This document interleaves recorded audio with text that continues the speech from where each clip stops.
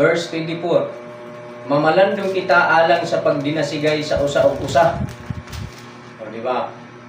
Ngadto sa paghigugma. So ang atong pagpadasig nga madasig ang usag-usa diha sa paghigugma.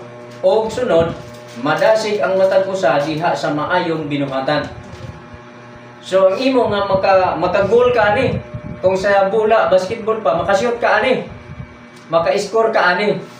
Makapalig-on sa pagtuo sa usag-usa. Makapadasig sa paghigugma sa usag-usa o makapadasig sa mga maayong binuhatan diha sa usag-usa. Maka-score ka ana, initindog nimo dinhi. Lipay ka ana kay naay imong achievement, na imong accomplishment sa imong apil sa mga panagtigom, virtual man o physical. Hallelujah. Ana mga kaigsuonan. So hinaot nga inyo ng batunan, inot ninyo na unsay objective, unsay goal kung mo-function ta dinhi sa church sa tanan natong pagabuhaton.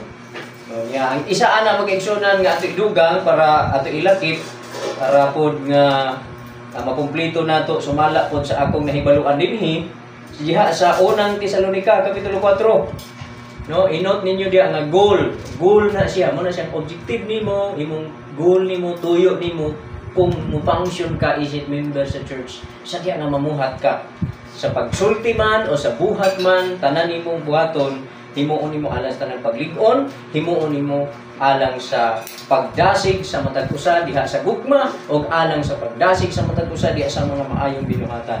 Og niya pa, unang Tesalonica kapitulo 4 mga igsoon. Verse 13 padulong sa 18. Ang verse 18 nag-ingon din na busa paglinipayay kamo ang usa sa usa pinaagi niining mga pulunga. So dapat di ay isa po diha makapalipay kita sa atong mga igsuon.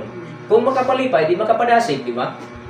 Una isa ang paglipay, pero lahi kini sa kalipay sa entertainment. Kaya kung sa entertainment, mag-perform ka diha sa atubangan, magpasikat ka man. Di ba? Magpasikat ka sa imong abilidad. Kung kanta man, pasikat ka sa imong abilidad nga maay kay kamo kanta. Kung sayaw man, pasikat ka sa imong sinayawan nga maay kay kamo sayaw. O maayo nimo pagka-perform. O pagtula or sulti, magpasikat ka. Lipay sila, ma-entertain sila, pero dili man entertainment ang ato. Diha man sa espiritu. Nga malipay ang matag usa diha sa espiritu nga nagalihok kanimo. Diha sa espiritu nga nagalihok kanako.